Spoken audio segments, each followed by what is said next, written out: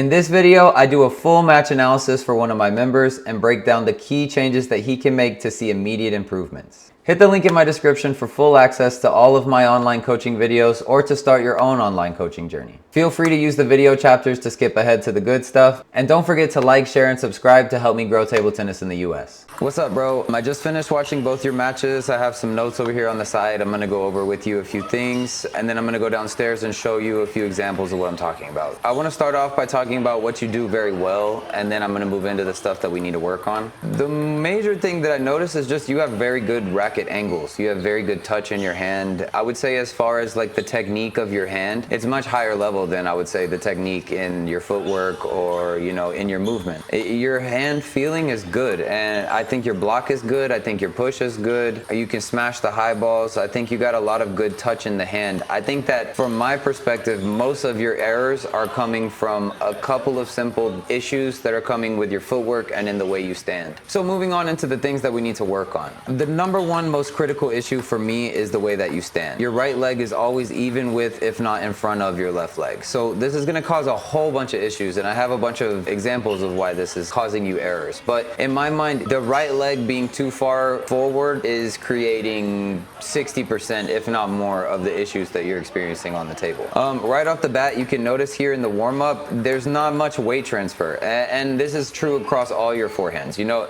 as you're warming up, you see you put your weight on the right side and you just stay on the right side as you play. I'm gonna take you downstairs in a minute and show you how the right way to do it, but for me, this is causing a ton of issues in your forehand. You just have too much power in the arm, there's no power in the body, you can't control it, and you always have to take the ball early because you're standing in the front. All right, bro, I came downstairs now. I'm gonna show you a little bit about what I'm talking about. The number one thing that you need to do to fix your game immediately is you need to change your stance, right? Your right leg stays too far forward, and your weight always stays on the right leg. So basically you kind of have your left leg just in the back, ready if you need to jump back, but it's not doing anything. It's not helping your game. Your whole game's on the right leg, and you stand like this. You can see when you're doing your, especially like when you're warming up or in the matches as well, you stand like this. You see your right leg's in the front of the left leg. This does a couple of things for you that help your game that I've noticed. The first of which is that your forehand flick is actually very good. You can flick the ball on underspin probably like 1500 level, because your right leg's always into the table. So every time the ball goes short, you're already here and you can just go. Right? Against the short ball, your underspin is good. I think your forehand is good.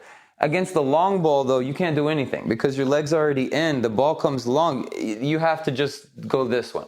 So there were so many times, especially in that first match, where the guy would push deep and you would try to smack the ball right off the bounce because there's no way for you to take it late. Your right leg's in the front, you're stuck in the front. There's no way for you to come back and take it late. The other thing this does that makes it really difficult, other than making it difficult to loop, is that for your backhand push, every time that the underspin goes to the backhand side, because your right leg's already in, you have to push with your left leg.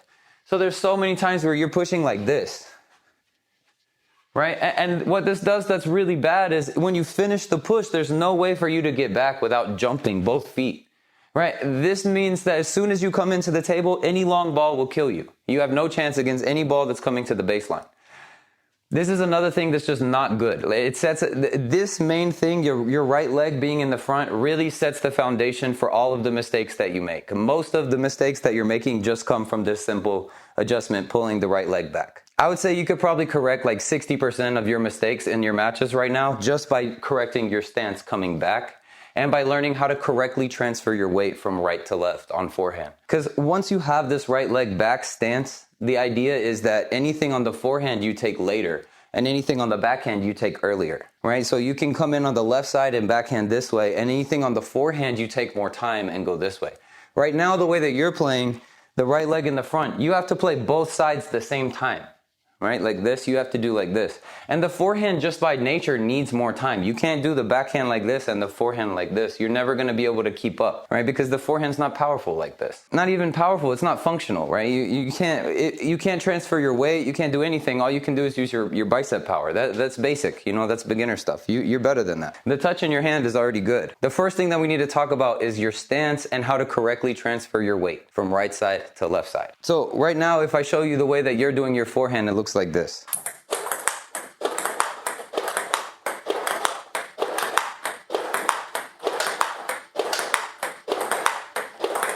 You can see there, my left leg's really not doing anything. All the speed's coming from my hand like this. I am turning, I am rotating, but the weight stays in the middle, right? As I turn, the weight's not going anywhere.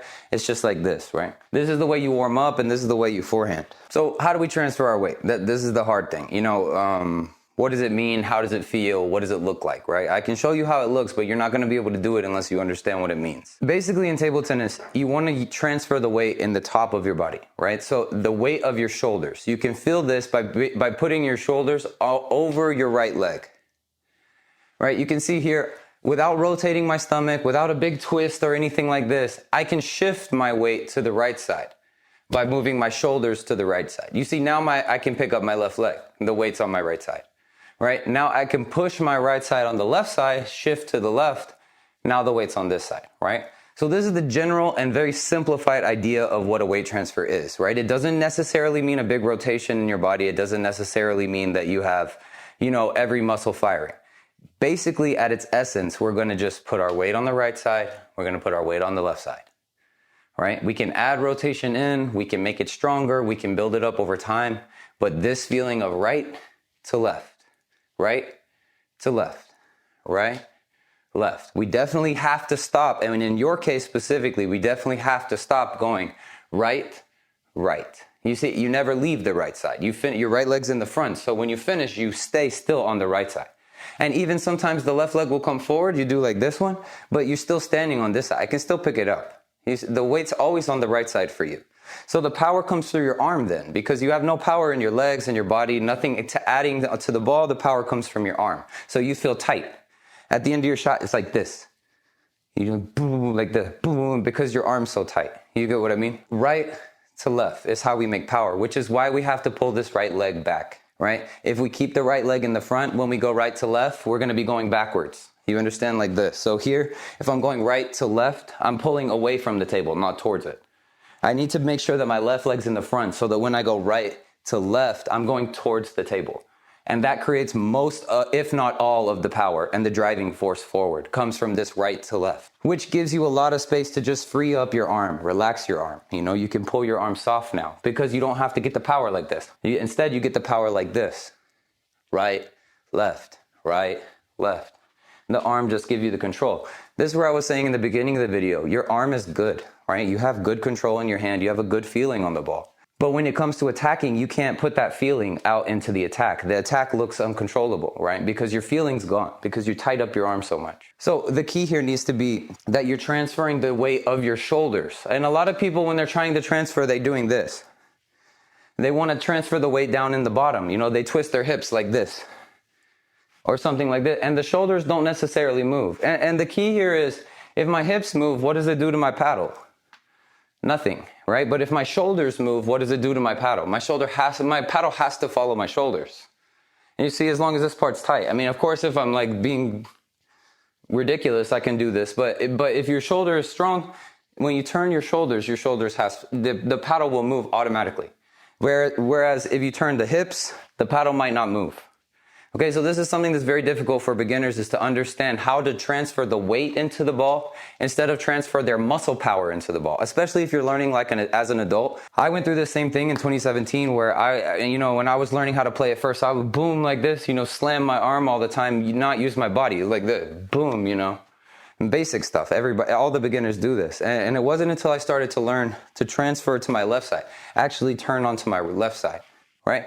And of course, at the higher levels, people are doing big rotations like this, big twist and all this stuff.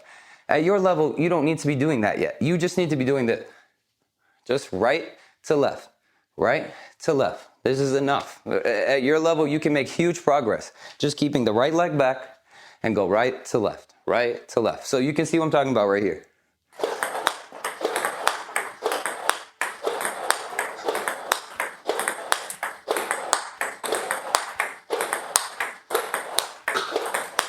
Again, you can see the main focus needs to be in the shoulders and in the chest, right? It's the weight of the torso that's transferring. Right to left, right to left. Mostly you need to keep your legs strong, right? Because if your legs are loose, then when you transfer, you're going to fall. And so as you're transferring, the legs stay same. You keep them tight, keep them strong for now.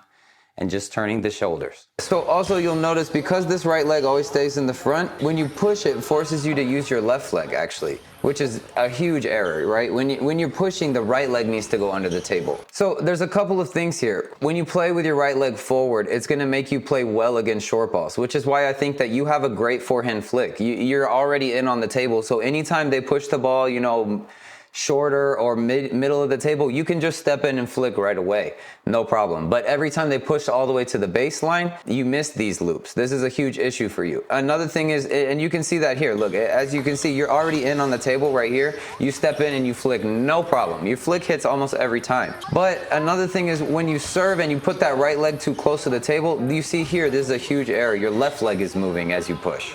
Let me show you this one again. This is a huge issue. Right? Because as soon as that left leg goes in the table like this, there's no chance you can play any balls long, right? You're stuck in at the table because your left leg and your right leg now are both at the table. There's no chance you can jump back on both legs to get ready for anything long. Pushing with the left leg is a huge issue. And I'm also going to talk to you about this downstairs as well. You can see it again. And it's not just here in this point. I want to make sure you know it happens a lot in your game, right? So here again, you can see you're pushing with the left leg all the way here. You serve right here. You stay. The right leg stays close to the table and then the left leg comes in to push, right? This puts you in a bad position, right? It's just not a great place to play. The left leg needs to stay in the front and the right leg needs to stay back. I'll show you what I'm talking about in a minute. Another thing I noticed is the underspin loop. Because your right leg stays so much forward, you have a really hard time catching the heavy balls that come late. So you'll watch this one. You're gonna serve long. You got a nice serve. It's always heavy, but it's always long as well. So people can get used to it. But you see right here, he pushed all the way to the line. If you watch again, he pushed all the way out to the line. He didn't push it short. And so when he pushes out to the line, your right leg is already at the table. You see right here. Your right leg is here, so there's nowhere for you to go. You have to take the ball early. Ideally, we want to be taking these balls much later, letting the ball fall all the way down before that we decide we want to loop, right? But you're forced to take the ball early because you're standing too close to the table. The right leg is too close to the table. You can see it again here and right here. So it's going to be the same thing here. You're too close to the table. You feel like you have to loop right away. There's no way to give the ball time because you're already in. This is what I'm talking about. Your flick is good, but your loop is suffering because of this. Whereas I would prefer to see the right leg be back and then you step in and flick. I want to really emphasize here, this is an advantage in certain cases, the way that you're playing with the right leg in. It makes your flick very strong, but it needs to be a choice. It doesn't need to be always. Keep this idea of stepping in and flick as a skill that you've already worked on, but in general, you need to make your stance further back and then just practice just stepping in, use your old flick and come back to step with the right leg back again, right? It needs to be adding a new skill, not necessarily, I don't want you to stop flicking, right? Keep doing your flick, but in general, keep the right leg back. Another thing is that this is going to really hurt your serve receive playing this way, and I'm going to talk to you more about serve receive as well. But you can see here, when I get into a round right here, your serve receive is a little problematic because that right leg stays in the front. You can see right here. And again, you're also very in the middle of the table. So that right leg is right there on the middle line, and then you're ready to stretch for backhand and forehand, but you're mostly just ready for that middle serve. So you can see right here, it gives you a hard time when they play to your wide backhand, right? Because you're standing only ready for the middle and the forehand. If they go backhand, you always have to stretch out. So you can see serving right here, he serves wide to your forehand, you pop it up, right? Because you're only ready for the middle, for the wide, you have to stretch. In this case as well, he's gonna do the same thing. He's gonna go wide to your backhand. Same thing, you have to stretch out too far because that right leg is in, and then you pop the ball up. He's getting an easy shot on you, right? This error is common for beginners, and it takes practice to understand how to serve receive correctly. But I want you to understand the main cause of this error is just that you're receiving with your right leg already forward, which means that you're stuck in the middle of the table basically. Anything that's not coming to the middle of the table, you're gonna have to stretch for it. And generally you're gonna stretch the wrong way because the right leg's already active. I'm gonna take you downstairs in a minute and talk to you a little bit more about how the serve receive needs to be, but we can talk about that as we go. Okay, so the way that we wanna start to transition to thinking about the serve receive. We want to make sure, I really like your backhand block. So you need to be using the backhand block as much as you can, right? We need to set ourselves up. 60% of serves, if not more, come to the backhand side. And a lot of people at your level serving long topspin because they're scared to push. They don't want to, if they push underspin, it's just push, push, push. They don't loop, right? So a lot of them serving topspin or dead, sometimes underspin, right? Doesn't matter, but it's usually going to be long, right? So it's going to be long here. You need to be ready to block this spot first. So in our minds, as we're receiving the serve, the first thing that we're ready for is to cover these two spots, right? These two spots we can cover without moving at all, right? For the backhand, we staying here, expecting the long ball. For the forehand, we play here, expecting the long ball, right? Human bodies are meant to move forward. It's very easy for us to come into the table, right? But for us to back up quickly is much more difficult. Human bodies are not meant to go backwards quickly. We don't have the function for that. So you always expect the long one first, and then move in if necessary. You don't expect the short one and then try to come back for the long one. This is always wrong. Okay, so the first thing that we have to get in our mind is, I'm ready for the long balls here, right? These are the two spots that I'm ready for first. Everything else is gonna require one step, just one. So if they go long shot forehand, this one's easy. You know this one, boom. The left leg goes, right? And you can keep, when you're getting these two spots ready, you can keep the left leg stronger, right? Because you might have to get the wide forehand. So you're ready here, and then boom, you can go the forehand. Okay, this one's easy. The short ones, right? The left leg is still the strong one, the right leg's back, right? If it goes short, we step to the table, boom.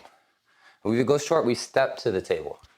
And then same thing, if it goes short, we step to the table here. It's the right leg and this hand go together, right? So if it goes there, boom. If it goes here, boom. If it goes here, boom. And then we keep this left leg back so that we can quickly pivot to play the next shot. You right now have the right leg in the front already off the bat. So if it goes short, you can't step in again. Your weight's already on this leg in the beginning. So you step in like this. We keep the weight on the left leg in the beginning of the serve, right? Keep the left leg strong. And then you can play both of these shots fine. If it goes here, you go right, left, just like I'm talking, right? We're ready on this one. If they go here, we go right side, left side. Right? If it goes to the backhand, nothing. You just go right there. You don't have to move at all. You're already ready here. Boom. And then for forehand, we jump one, right side, left side. Jump one, right side, left side. We want to finish this way. Boom, right side. Boom, the top side. Same thing if it goes short, we come in and pivot back. Right, left. Same thing. Come in, pivot back, right, left. Right, left. The good thing here is when we finish on the left, we can easy backhand again, right? If we finish like this, we can't backhand again. So for you right now, your forehand's like this. It's really hard for you to even use your backhand after, right? But if you finish like this, you're already on the backhand side when you finish. You boom, boom, like this. It's much more simple. The only thing is if you're playing lefties, sometimes you can stand a little bit more to the middle. You focus these two spots because the chance of them going down the line are less than them going this way. So you can receive the lefties like this, but in general, you need to be ready against righties. You need to be ready these two spots, these two. We can also talk, actually, you have a very strong backhand block in general, regardless of your legs. I think you have a very strong backhand block. You have a good feeling for the backhand block. Your backhand block, you're hitting like 1500 level backhand block most of the time, even when he's ripping. But because you step in with that right leg, you use the backhand block too often. And so you're trying to block the middle with the backhand, and even sometimes the wide forehand with the backhand. And even here, you tell yourself, you're supposed to forehand, but it's not just to forehand. You have to have the stance that allows you to forehand. Because even if you had reached out, all you would have done is just smack the ball, right? Because you can't use your body. And I'm going to get into this later, but the problem is that you should have forehanded, but the only thing that feels stable is the backhand because you're standing this way with your right side in. It's really difficult to use any forehand skills at all if your right side's already into the table by the time the ball gets there. Another thing I want to talk to you about is your serves, okay? I like your serves. I think you've got solid serve. But to me, this serve that you're doing most of the time, to me, this serve is somewhere in between a hook serve and a pendulum serve. And in my mind, you have the skills that you could do both, but you definitely don't need to be doing this something in the middle of hook and pendulum. If you're gonna pendulum, you need to use your pendulum correctly. If you're gonna hook, you need to use your hook correctly. In my mind, this serve is decent, but you need to start leveling it up because number one, it's very heavy. I'm not gonna say it's not good underspin, but it's always long because you use so much of an elbow motion right there instead of your wrist. Right, it's always long, and also you miss it a lot because when you're nervous, you tight up that elbow, you start popping the ball into the net and out wide. So I think this service is a great place to start, but I think that you need to build up 2 new services from this general feeling that you have. You don't need to keep using this serve because it's not high enough level for you. In my opinion, if you had better footwork, if you had a better body stance in general, you would be able to play a lot stronger off of these serves, off of this amount of spin, but not off of always being long. Because maybe maybe, you know, at the 1200 level, everybody's pushing a lot. It's fine to serve this way, but if you're gonna serve this way to a 15 to 1700 level player, they're gonna loop every single time, and they're not even gonna get ready for the short ball because you serve long so often, right? So it makes you predictable at a higher level where people can loop. Right now, it's kind of safe because, you know, people don't loop that much, or if people do loop, it's like not the best loop ever, but 1500 higher, you're gonna have to deal with people looping, so you have to start working on the short serve now. So the last thing I want to talk about with you is your serves. I noticed that in your serve, you tend to play kind of a mixture of the tomahawk and the hook. It's kind of like this. And let me try again. It's not like this. Let me show you. It's like this. All right, you have a very big arm swing when you serve. So you're using a lot of arm like this. Right, and it makes it a lot more difficult. I think you miss your serve often, I would say, especially in that first match. When you're nervous, you miss your serve very often. And when you're not nervous, like I watched in the second match, you don't miss your serve, but it's always long. You can't do it short. It's always long like this every time. It always comes off the end. So against that second guy, it didn't matter because that lefty guy, he always pushes. He doesn't loop. So it didn't matter that you serve long all the time. But against the first match, he would loop your serve every time you served long. You would give him the long one and he would come back and loop. So at least maybe by like the second and the third match, he started looping more. He started push one and then loop the next. First of all, we need to have an understanding of the difference between the hook serve and the pendulum serve. Because right now you're kind of doing like a hook pendulum that's like together, right? It's not the correct way of either serve. It's like a certain kind of mixture of both, right? So the first thing we need to understand is that the pendulum serve has so much wrist, right? When we use the pendulum serve, it's like this. Okay, you need to understand that this part, you can use just your fingers. You know, I know you already know how to serve pretty good, but your serve comes from the elbow. So it's really big and it's really kind of slow comparatively to how you can use just the wrist, right? So you can see in mine, I use mostly just the wrist, right? When I'm pulling mine, it's this way. For you, it's more like this, right? The whole arm will go like this, right? And this is a great way for beginners to learn, but now you're getting to a point where you've got a pretty good underspin. The spin is heavy. I saw a lot of people putting your serve in the net. However, it's always long, so it's predictable at a higher level. Anybody that knows how to loop is not gonna have an issue with you. Right? But if you can use the wrist, you'll get that same spin without going long every time. You see, you can pull the ball back. And it has to be focusing on this wrist. And you see, with this kind of serve, you're not going to have this same issue where people can loop you so easily. Like even like 1100, 1200 guys are looping you because this serve is always long. So in their head, they're getting ready for the long one. You need to go short sometimes, long sometimes. And you could have beat that first guy just by going one short like this, and then the next one pushed long the other way. Because his footwork wasn't as good. Putting people short and then backing up is the same issue you have. So you can understand how difficult it can be for others. If you have control over this, this is very simple for you. Short with the wrist more. And then for the long ones, just keep your same serve, right? This is fine. This is just as good, right? You don't need to change anything. The next thing is the hook serve, right? So in the pendulum serve, the main difference that you need to make is using the wrist more. In the hook serve, this is this one. Let me show you my hook serve, this one. Right? The hook serve, the main idea is a weight transfer. The main idea is not a lot of wrist. I know that at the high levels, you know, people use their wrists a lot in the hook serve. But in the beginning, you simply need to learn how to push from the right and land on the left. Right? As long as you can push this way, boom, then you can hook serve because it's simply all it is. Right? You're just kicking into the ball from the legs. You see, and you don't need too much wrist as long as you're just brushing the ball. This is fine.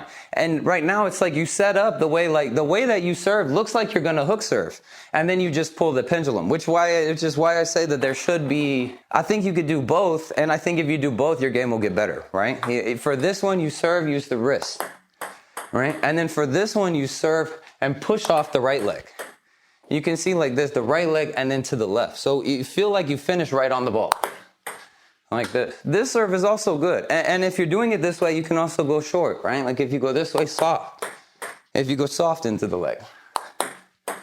You see, this way you can still go short. So with the hook serve, it's really about how much you push off the right leg.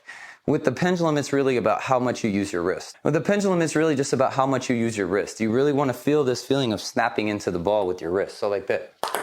All right, this way you can go long. If you want to go short, you snap short. Right, this way. Again, after the serve, we want to serve and then get back with our right leg back, right? You don't want to serve like this. A lot of times you serve and then step into the table. I'm seeing every time you serving this way. right? So you're ready on the table, but you're not ready for anything to come long, which doesn't really make sense because you usually serve long, right? So you're serving long and then getting ready short. It doesn't really make sense, right? You need to serve quick, and keep the right leg back, right? Again, after the serve, we want to be ready in these two spots. If they go anywhere else, it's one step, go, boom. Okay, so starting in on tactics. I'm gonna talk to you more about all the technical stuff, but let's talk about how you could have beaten this guy specifically. Tactics against this guy, right? In general, you played a pretty good game. You played underspin safe, you try to open good if you can. If the other guy attacks, you try to block. In general, technically, you're doing the right things as far as your technique, right? Technically, you're doing the right things. Tactically, I could have seen a lot of different things being done that I think you could have easily won points with that you just didn't, right? The first thing you need to do when you're thinking about tactics is you need to analyze the opponent, right? So the first thing that you need to understand about this guy is that he can spin the ball, right? The number one thing is that if you push the ball long, he can spin it up. And he showed this in every game. There wasn't a single game where he wasn't looping the long ball, at least every now and then. He's not like, 1700, 18, 19, where he's looping every single time. But he'll push a couple and then you give him something, he'll give you a loop, backhand or forehand. So the first thing you have to be aware of is playing long against a player that can spin the ball up is dangerous, right? Anytime you push long, you're giving him an opportunity to put you in a bad spot. So I would have liked to see a lot more short underspin, right? Push short and serve short, which is, we're gonna get into the serves later, but you could have done way more points on this guy just by putting him short more because he got too many opportunities to open on you. Secondly, this guy has decent defense, right? There wasn't a single point where you just smashed him right out, where if it went to his body that he didn't lob up at least one or two. You were able to smash him down after 3, 4, 5 shots, but we don't really want to be doing that, right? We want to be finishing him faster than 3, 4, 5 shots and hoping we don't miss, right? In general, this guy's shots are pretty decent, but I think that you could have won if you had just played better placement with better reset, right? Putting him short and then long, and then putting him left and then right and then left. In my opinion, this is all you needed to do. You didn't need to hit hard. And I saw a lot of the times, he would give you the high ball and you would hit it as hard as you can right at him. And against a guy like this who has good defense, you just can't do that, right? If you could have hit it half as hard, but just hit it wide and you would have been totally fine. Like, absolutely no problem. So another thing here is I noticed that because this right leg is always so forward, when they push long, the way that you push is not correct, right? Because your right leg's already in, so you have to go back and forth with the hand, right? You'll notice right here, you see how much your arm extends right there, and you can't control the ball. It just pops up for him every time. He's going to get you with the same thing every time. He gets you with this 3 or 4 times in the match where you're pushing like this, right? Because you should, realistically, your arm should already be out and you should be stepping into the ball. But because you're already stepped forward, there's nowhere for you to step. You just come back and forth with the arm instead. This is going to cause so many receive errors. And this is why your backhand push is already much better than your forehand push. I'm going to take you downstairs and show you about that as well. But to recap everything, you can see that just this one error of having your right leg forward and not transferring your weight in your forehand is causing probably 70% of all of your errors that you're seeing in this match. And it's all just from this one thing that's stemming out into these other areas that are causing issues for you. In my opinion, just pulling the right leg back and learning how to correctly transfer your weight from right to left, this is the main focus that you need to be on for the next month as you're getting better. I would say your game is gonna at least double, if not triple, if you can master this skill quickly.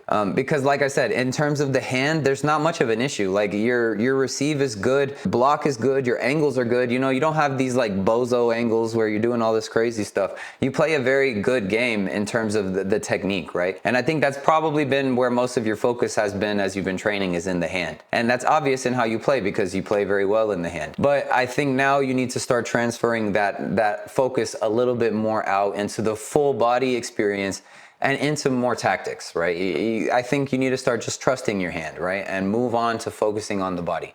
This is going to make a big difference for you. Good work, right? I think with just these major adjustments, keeping the stance further back on the right side and then using this leg to push and come in and come out with this leg. Come in and come out, right?